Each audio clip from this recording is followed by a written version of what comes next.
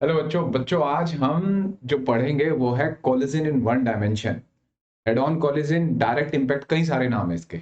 लेकिन उससे पहले मैं पिछली क्लास का थोड़ा सा रिवाइज कर दूं। पिछली क्लास में मैंने आपको कोलिजन का बेसिक कंसेप्ट सिखाया था, बताया था कि कैसे इस्तेमाल करना है, कौन से लॉज होते हैं, जैसे न्यूटन्स लॉ ऑफ कोलिजन, ठीक है, और टाइप्स ऑफ कोलिजन, ये सब बताया था। तो यहाँ एक बार फिर मैं रिवाइज करता हूँ तो कि कैसे आपको कोलिजन के क्वेश्चन करने हैं। तो step to solve the problem of collision. ठीक है, कोई भी क्वेश्चन हो कोलिजन का, कौन से स्टेप आपको अप्लाई करने हैं कि ये सॉल्व हो जाए। ठीक है, पहला स्टेप है ड्रॉ एफबीडी। मतलब पहले आपको फ्री बोर्ड डायग्राम बनाना है, कोलिजन से पहले, कोलिजन के बाद और कोलिजन के टाइम का, 3 इंस्टेंट का एफबीडी बनाना है। FBD of free, post and instantaneous. समझ रहे हो बच्चों? मतलब कोलिजन से पहले, कोलिजन के टाइम, कोलिजन के बाद, है ना, ये 3 एफबीडी बनाने। Second, apply conservation of linear momentum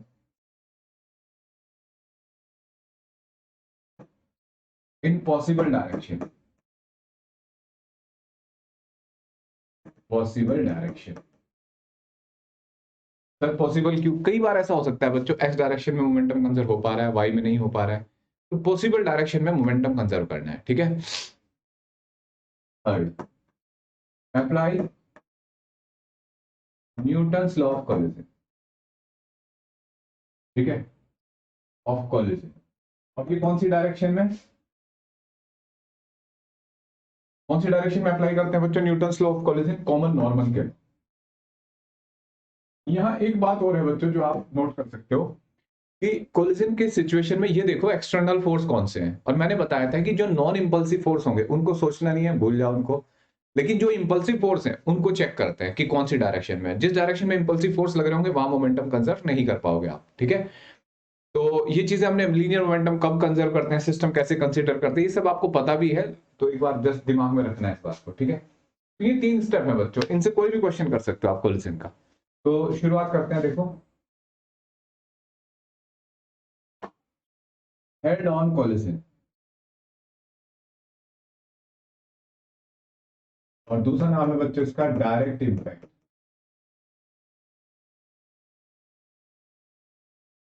ठीक है, डायरेक्ट इम्पैक्ट और हेड ऑन कोलिजन। अब कौन सा केस पढ़ेंगे हम, ये इलास्टिक पढ़ेंगे या इन इलास्टिक? तो हम क्या कर रहे हैं बच्चों, हम डायरेक्ट इन इलास्टिक पढ़ रहे हैं। आपने 11th क्लास में सीबीएसई अगर एनसीईआरटी पढ़ रहे हो तो वहां पे इलास्टिक केस ही होता है, इलास्टिक वाला। तो मैं उसको भी बता दूंगा, लेकिन अभी हम पहले इन इलास्टिक मानेंगे, उसी के अंदर सारे केस डिस्कस करते जाएंगे कि इलास्टिक होगा तो ये, इन इलास्टिक होगा तो ये। ठीक है, थोड़ा अप्रोच अलग है। एनसीईआरटी में क्या करते हैं कि इलास्टिक केस है तो पहले तो एक कंजर्वेशन ऑफ लीनियर मोमेंटम लगाते हैं और दूसरा काइनेटिक एनर्जी कंजर्वेशन। हम यहाँ ऐसा नहीं करने वाले, हम यहाँ पे कंजर्वेशन ऑफ लीनियर मोमेंटम और न्यूटन्स लॉ ऑफ कोलिजन लगाएं। देखो पहले सिचुएशन दिखाता हूँ। जैसे ये एक मास है m1, स्पीड u1 से चल रहा है। u1 है बच्चों, थोड़ा डायग्राम राइटिंग इतनी बढ़िया है।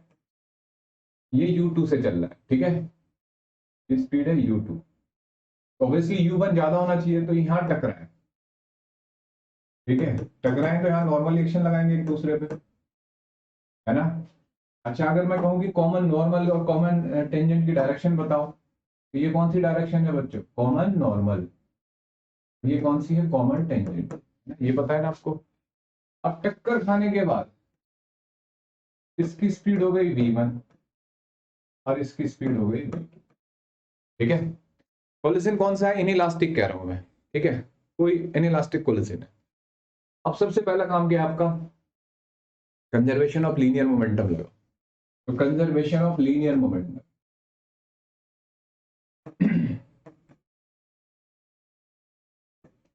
Conservation of linear momentum m1 u1 plus m2 u2 m1 v1 plus m2 v2। तो ये तो लगेगा ही। इस डायरेक्शन में कोई एक्सटर्नल फोर्स नहीं है, जो भी है ना, ये इंटरनल फोर्स है बच्चों, ध्यान रखना, ये इंटरनल फोर्स है। इंडिविजुअल ऑब्जेक्ट के मोमेंटम बदल रहे हैं लेकिन पूरे सिस्टम का नहीं बदलेगा क्योंकि बाहर से कोई फोर्स नहीं है। अब हमने इस्तेमाल किया, अब इसके बाद क्या बताया था क्या इस्तेमाल करना है। देखो अच्छा एक काम और कर सकते हैं, यहीं पे इसको कैलकुलेशन को थोड़ा और सही कर सकते हैं।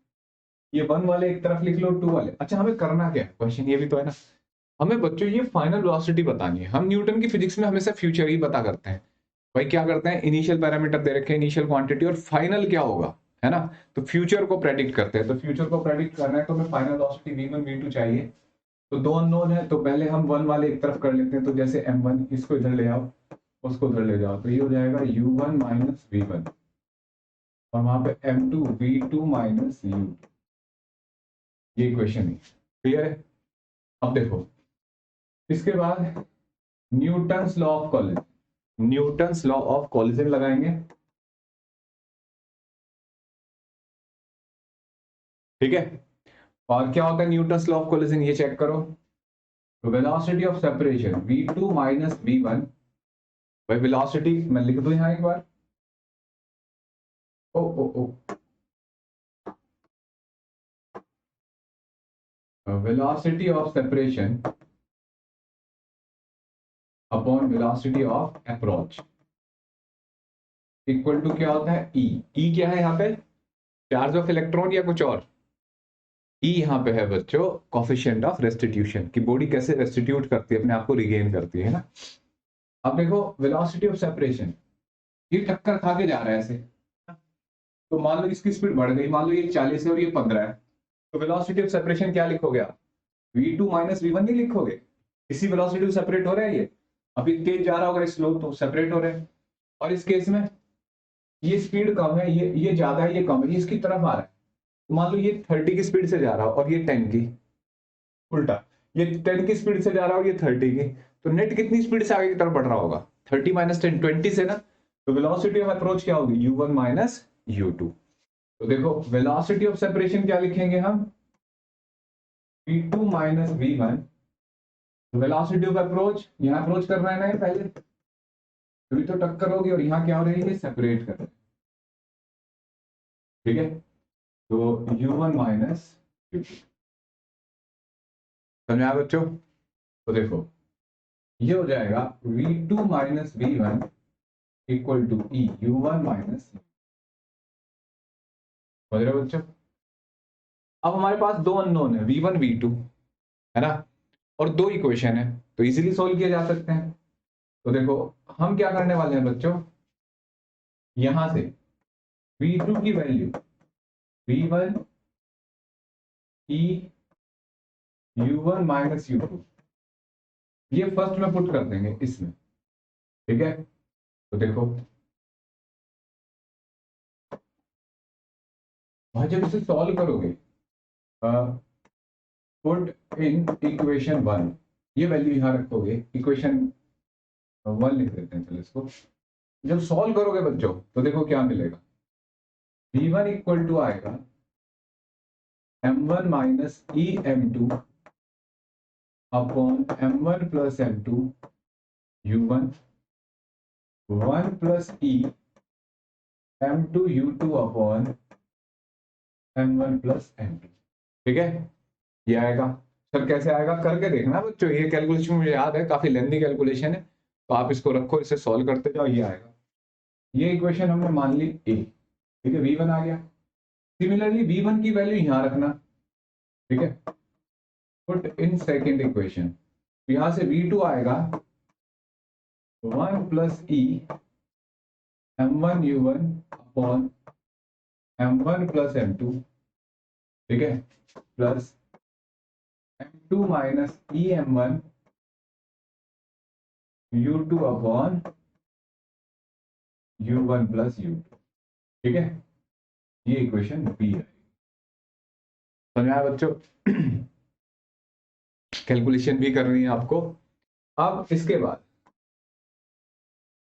अब देखो बच्चों, जैसे जब इनइलास्टिक कोलिजन होता है तो टक्कर होने के बाद, टक्कर होने पे कुछ ना कुछ एनर्जी तो लॉस होती है, हीट की फॉर्म में चाहे जिस फॉर्म में, है ना, साउंड की फॉर्म में।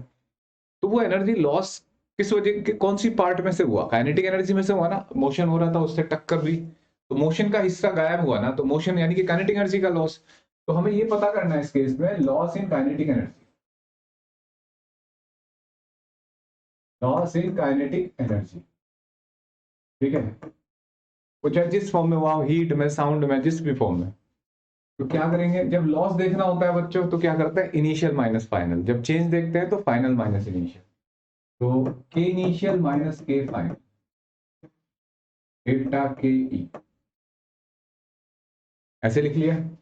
Initial kinetic energy half m1 u1 square plus half m2 u2 square, initial kinetic energy हुई, और minus half m1 v1 square half m2 v2, ये टोटल फाइनल काइनेटिक एनर्जी हुई। टोटल लॉस देख रहे हैं हम।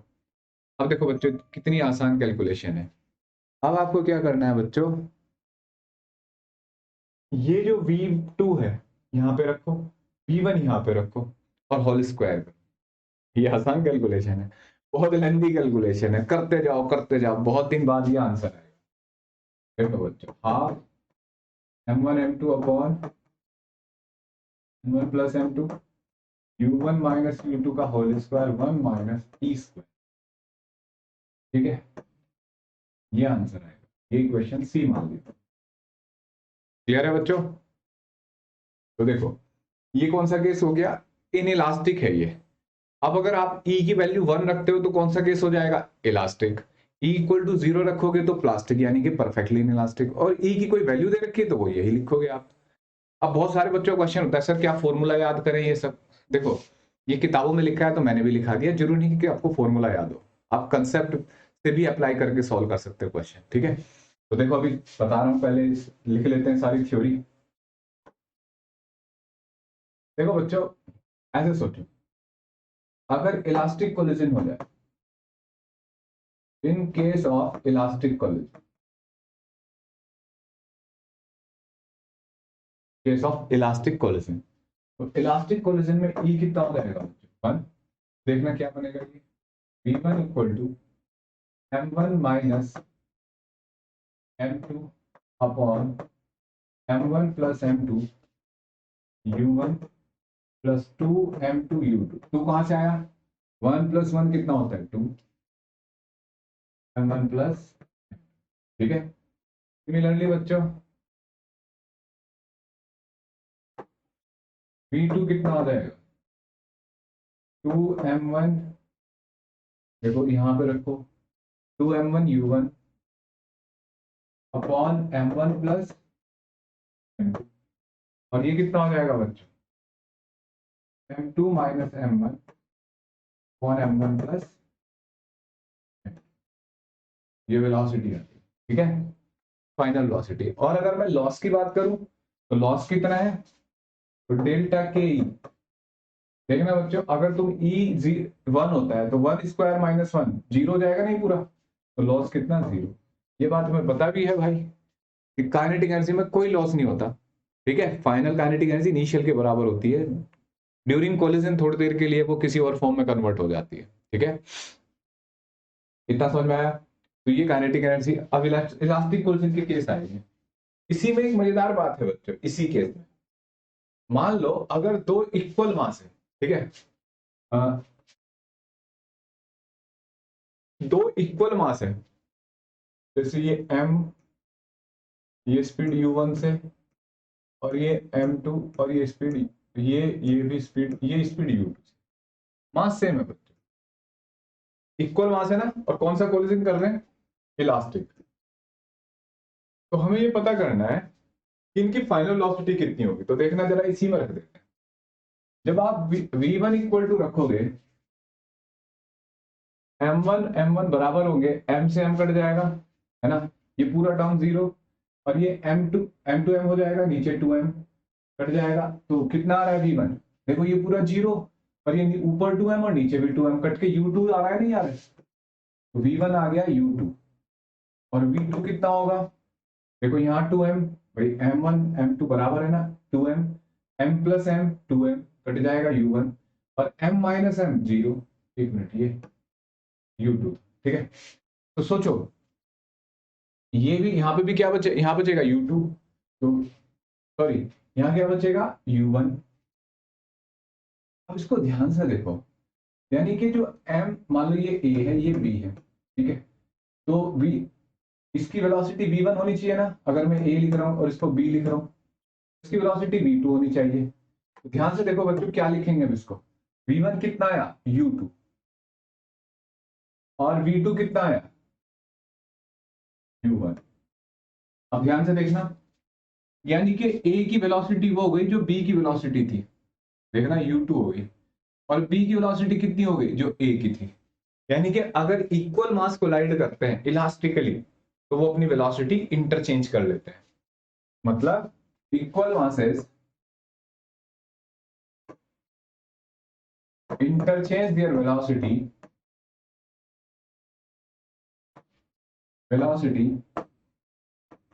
after elastic collision in one dimension। ये भी ध्यान रखना है, वन डायमेंशन में ऐसा है, टू डायमेंशन में जरूरी नहीं हो ऐसा, ठीक है। समझा बच्चों, वेलोसिटी इंटरचेंज कर लेते हैं। अब इसके एग्जांपल, अभी हम इलास्टिक वाले को ही देख रहे हैं, अब इसके एग्जांपल देखो बच्चों। जैसे आपने बात समझ ली कि भाई अगर इक्वल मास है, जैसे मास है ये स्पीड यू से आ रहा है, ये रेस्ट में ये ए और ये बी, तो ये बिफोर कोलिजन की बात है ये, ठीक है। इक्वल टू 1 है यहाँ पे, यानी कि इलास्टिक कोलिजन इक्वल मास है। अभी पढ़ा है हमने, जब इक्वल मास इलास्टिक कोलिजन करते हैं तो क्या होता है बच्चों, वेलोसिटी इंटरचेंज करते हैं ना। तो ये तो क्या हो जाएगा, ए यहाँ पे आके रुक जाएगा और बी कितनी वेलोसिटी चलेगा यू से, ठीक है। इसका मास है, मास बराबर थे सबके, तो देखो ए यहाँ रुक गया, बी आगे जा, कितनी वेलोसिटी थी यू से। बिल्कुल ऐसे ही एक और सिचुएशन दिखाता हूं मैं, ये एम, ये स्पीड यू से आ रहा है, आज दो मास रखे हैं यहाँ, ये ए, ये बी और ये सी, ये दोनों रेस्ट में है, इलास्टिक कोलिजन होने वाला है, तो क्या होगा बच्चों, सी चल रहा होगा बस, कितनी वेलोसिटी से यू से। ऐसा कैसे हुआ, ए ने बी से टक्कर मारी इलास्टिकली, तो बी के पास वेलोसिटी आ गई, इंटरचेंज होके वो रुक जाएगा, दूसरे के पास वेलोसिटी आ गई, बी ने सी को आगे बढ़ाया, खुद रुक गया और सी से वेलोसिटी इंटरचेंज कर ली, ठीक है। तो ए और बी यहाँ रेस्ट में बैठे होंगे और ये आगे जाएगा, ठीक है। ये बिल्कुल ऐसे डायग्राम आपने यहाँ देखे होंगे, ऐसे वीडियो वगैरह भी देखी होगी इसकी, जैसे ऐसे है ये, ठीक है। मैं एक पेंडुलम को ऐसे यहां से हटा के और छोड़ दूं, जब भी यहां आके टकराएगा ना तो केवल ये जा रहा होगा आगे, यही तो सिचुएशन हुई है, समझ में आया। तो इस तरीके से हमने इलास्टिक कोलिजन की सिंपल चीजें देखी। अब देखो, अगर मान लो इन इलास्टिक केस पढ़े, अभी ये इलास्टिक था, इन इलास्टिक देखते हैं। इन इलास्टिक में perfectly in elastic, perfectly in elastic, इस केस में बच्चों क्या होगा, इक्वल टू 0। देखना जरा, अभी अब मैं आपको एक चीज समझाता हूं, ये इक्वेशन है हमारे पास स्टैंडर्ड, ठीक है। इनमें E0 रखो आप, तो देखो क्या आएगा, M1U1 और यहाँ पे आएगा M2U2 और नीचे M1 प्लस M2 एलसीएम आ जाएगा। बिल्कुल ऐसे यहाँ पे E0 रखो तो M1U1, यहाँ पे E0 रखो M2U2 अपॉन O। बच्चों ये गड़बड़ हो रखी थी,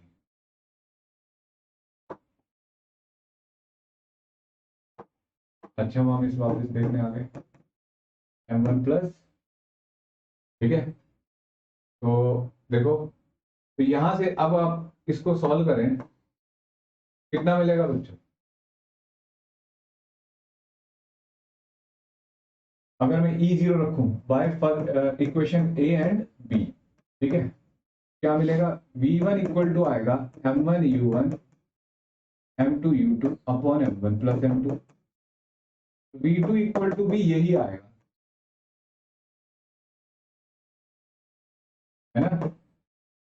क्या सीखने को मिल रहा है कि जब इक्वल मास नहीं, जब दो मास स्टिक कर जाते हैं टकराने के बाद तो ऑब्वियसली उनकी वेलोसिटी सेम होनी चाहिए, तो प्लास्टिक कोलिजन होता है, तो प्लास्टिक कोलिजन के बाद वेलोसिटी v1 v2 हो गई, ठीक है। समझ में आ गया बच्चों। तो ये तो थियोरेटिकल पार्ट था, डेरिवेशन थियोरेटिकल था। अब इसके न्यूमेरिकल कैसे करे जाए, तो पहले मैं आपको बेसिक न्यूमेरिकल सिखा रहा हूँ, बिल्कुल क्लास 11 12 पे। उससे पहले मैं आपको यहां थोड़ा सा एनसीईआरटी के हिसाब से बताता हूं बच्चों। एनसीईआरटी में जो आपको डेरिवेशन दे रखा है वो दे रखा है इलास्टिक कोलिजन। इलास्टिक कोलिजन दे रखा है एनसीईआरटी के अकॉर्डिंग डेरिवेशन। तो वहां क्या करना है, जैसे ये दो मास है,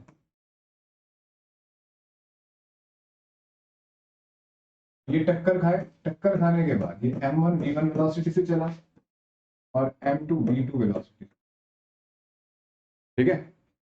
अब देखो यहां टक्कर हुई ऐसे, तो पहले हमने कंजर्वेशन ऑफ लीनियर मोमेंटम लगाया, ठीक है, यही करना है। अगर इलास्टिक भी है तो भी यही होगा। और फिर जब इलास्टिक होता है तो ये कंफर्म होता है काइनेटिक एनर्जी कंजर्व रहेगी। तो initial kinetic energy half m two u two square sum और final sum of kinetic energy equal होंगे, ठीक है। वन वाले एक तरफ ले आओ, टू ए वाले एक तरफ, फिर डिवाइड कर दो, सोल्व करते जाओ, सोल्व हो जाएगा। क्योंकि दो अननोन है बच्चों v1 v2, तो एनसीईआरटी में ऐसे सोल्व कर रखा है। लेकिन हमें तो भाई हर तरीके के क्वेश्चन करना होता है, इसलिए मैंने आपको न्यूटन लॉ ऑफ कोलिजन, मतलब ये सोचो ना, मैंने आपको बताया भी था कि Newton law of collision kinetic energy के चेंज को बताता है।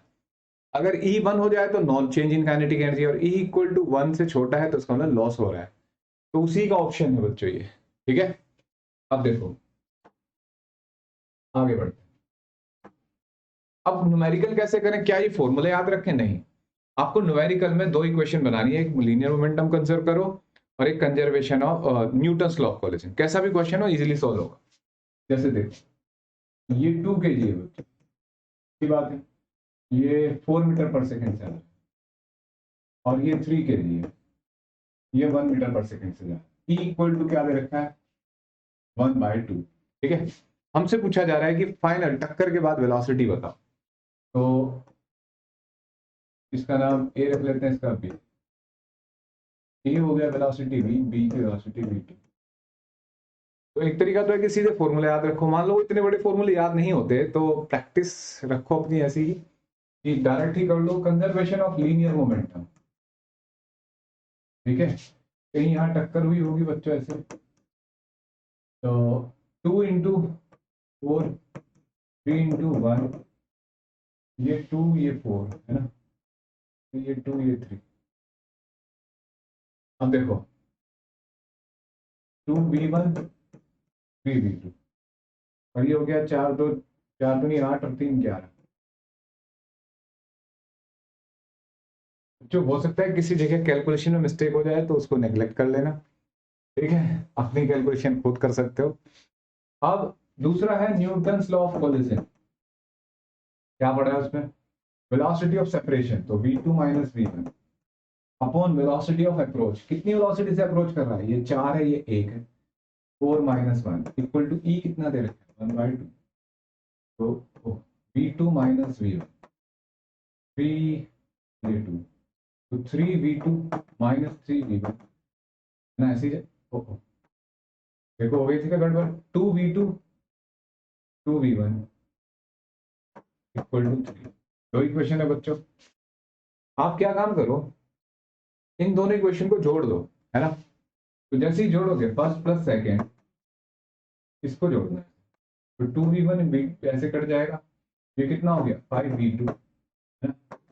ये जुड़ जाएगा इधर 11 3 14, तो v2 कितना आ गया 14/5। अब 14/5 ही कहीं रख दो, जैसे इसमें रख दिया, तो 14/5 minus v1 equal to 3/5, v1 equal to 14/5 minus 3, 28 minus 15, ठीक है।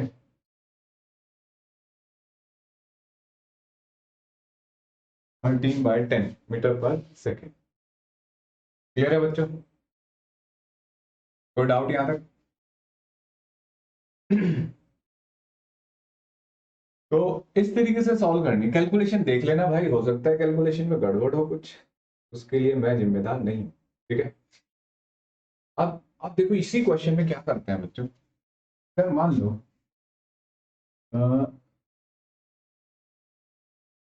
इस क्वेश्चन में क्या काम किया कि वेलोसिटी ऐसे दे दी,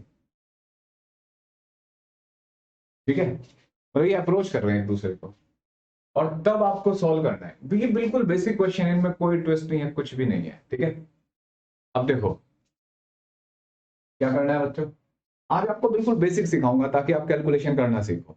अगली क्लास में इसके थोड़े अच्छे लेवल के क्वेश्चन। ठीक है, तो कंजर्वेशन ऑफ लीनियर मोमेंट,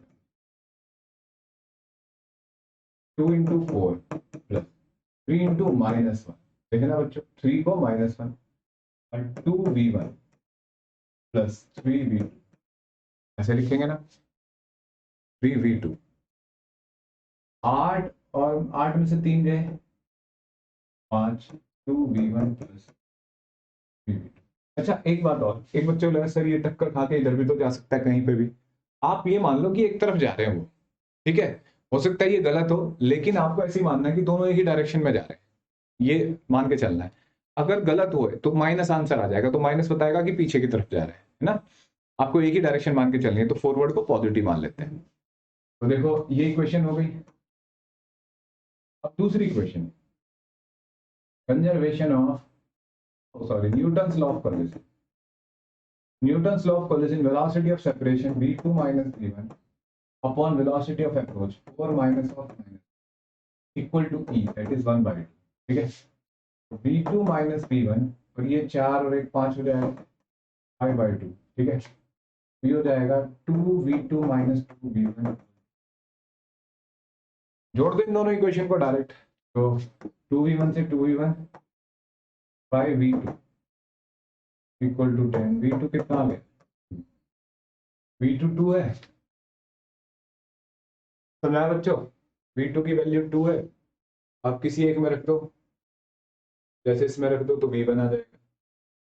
ठीक, तो 2 minus v1 इक्वल टू 5/2, ये हो जाएगा v1 equal to 2 minus 5/2, 4 minus 5/2।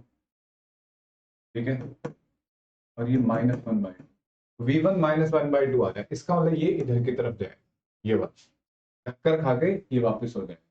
ठीक, तो नया बच्चों अगर ऐसा है कैलकुलेशन देख लेते हैं।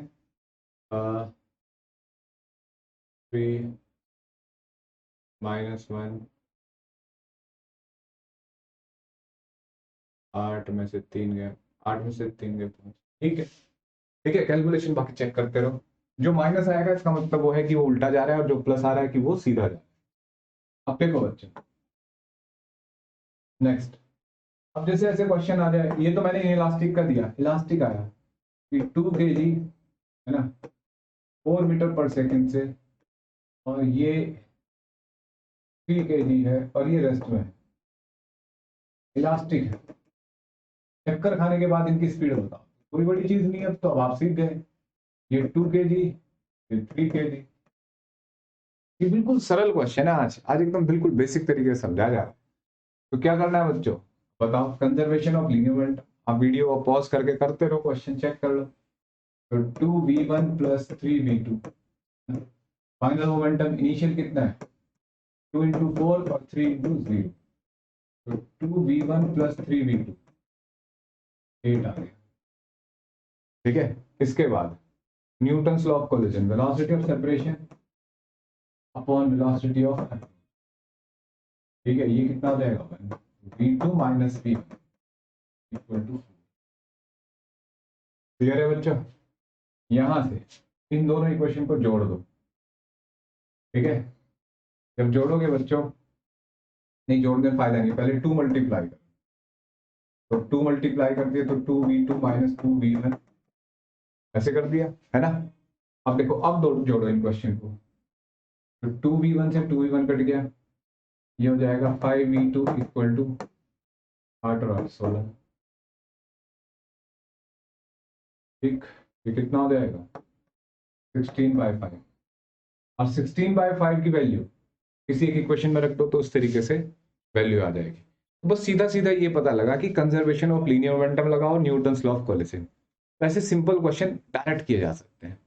ठीक है बच्चों, अगली क्लास में मैं आपको इसके अच्छे लेवल के क्वेश्चन कराऊंगा। ठीक है, कि कैसे इसके सारे क्वेश्चन 1 डायमेंशन कोलिजन के सारे बेस्ट क्वेश्चन करेंगे हम, मतलब बेसिक लेवल से ऊपर लेवल तक के। ठीक है, तो आज इस क्लास में इतना ही करेंगे। जो आपके लिए एक बहुत बढ़िया इन्फॉर्मेशन है, अगर आप किसी भी एग्जाम की प्रिपरेशन कर रहे हैं, चाहे वो सीबीएसई बोर्ड एग्जाम है या कंपटीशन है, तो आप हमेशा डाउट के घेरे में रहते हैं कि डाउट कैसे सॉल्व करें। बहुत ज्यादा डाउट होते हैं आपके। तो इंडिया का जो नंबर 1 प्लेटफॉर्म है अनअकैडमी, उस पर मैं एक एजुकेटर हूँ, प्लस एजुकेटर। वहां मेरा कोड है उज्जवल के लाइव, ठीक है, जिसको आप डिस्क्रिप्शन बॉक्स से भी ले सकते हो, जिसका लिंक। तो वहाँ अलग अलग कोर्स चलते हैं बच्चों, जैसे उनमें से एक कोर्स मिशन 100 चल रहा है अभी मेरा, जिसमें हम 100 डेज में क्रैश कोर्स कर रहे हैं बोर्ड एग्जाम के लिए। तो अभी फिलहाल मैं आपको बताता हूँ आस्क डाउट फीचर के बारे में। अब बच्चों अगर आपके बहुत ज्यादा डाउट है तो आपके लिए तो ये एकदम वरदान है। क्या कर सकते हो भाई, जैसे आप डाउट होते हैं तो आप गूगल पे जाते हो, गूगल पे क्वेश्चन टाइप करते हो, क्वेश्चन कुछ और है, आंसर कोई और मिल रहा है। ये ऑथेंटिक आंसर नहीं होते, बहुत सारे आंसर मैंने देखे गलत सलत भी होते हैं। तो उस केस में क्या करें आप? तो बच्चों आपके पास अनअकैडमी का आस्क डाउट फीचर होना चाहिए।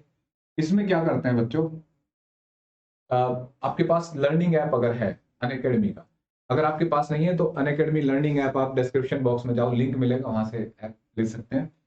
और आस्क डाउट, पहले अपनी कैटेगरी चूज करेंगे, सीबीएसई, नीट, जेई, जिस भी एग्जाम की प्रिपरेशन कर रहे हैं। आस्क डाउट फीचर में जाएंगे। आस्क डाउट फीचर में जाके बच्चों क्वेश्चन जो भी है उसे सिलेक्ट करो, ठीक है। सिलेक्ट करने के बाद उस क्वेश्चन को बच्चों, जैसे बहुत सारे क्वेश्चन आपने फोटो लिया तो बहुत सारे क्वेश्चन होंगे, तो आपको क्या काम करना है, क्रॉप कर लेना है क्वेश्चन, ठीक है। क्वेश्चन क्रॉप करने के बाद उसका सब्जेक्ट चूज करो और फिर उस क्वेश्चन को भेज दो। बच्चों इससे क्या होगा, आपको विद इन मिनट आपको एक बढ़िया सोल्यूशन, वीडियो सोल्यूशन, इंग्लिश या हिंदी दोनों लैंग्वेज में मिल सकता है, जो भी आपने लैंग्वेज चूज करी है, ठीक है। वीडियो सोल्यूशन, तो घर बैठे आप अनगिनत डाउट, कितने ही डाउट पूछ सकते हो बच्चों, कोई लिमिट नहीं है डाउट पूछने की। और यहाँ एक मजेदार बात बताता हूँ, अगर आप डाउट पूछना चाहते हो और अगर आप ज्यादा डाउट पूछते हो, जैसे हमने कंडीशन है कि अगर आप,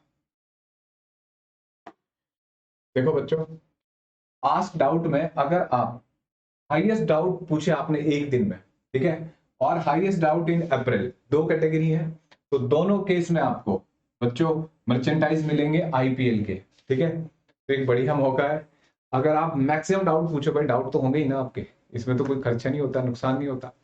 तो एक दिन में सबसे ज्यादा पूछने वाले को भी प्राइज मिलेगा, और पूरे महीने में अप्रैल में जिसने सबसे ज्यादा डाउट पूछे होंगे उसको भी प्राइज मिलेगा। तो आप इसे ज्वाइन कर सकते हैं बच्चों, ठीक है, डाउट पूछ सकते हैं। और इसके सारे लिंक डिस्क्रिप्शन बॉक्स में है, वहां से ले सकते हो। और उसके लिए आपको एक रेफरल कोड की जरूरत पड़ती है बच्चों, तो वो उज्जवल के लाइव, ठीक है। मेरा रेफरल कोड उज्जवल के लाइव लिंक में भी दे रखा है, उससे आपको एक्स्ट्रा बेनिफिट मिलते हैं, अनलॉक होता है ऐप, ठीक है। तो अनलॉक हो जाएगा आपका आस्क डाउट फीचर, तो उसके लिए कोड यूज कर लेना है। अगली क्लास में मिलते हैं बच्चों, तब तक बाय।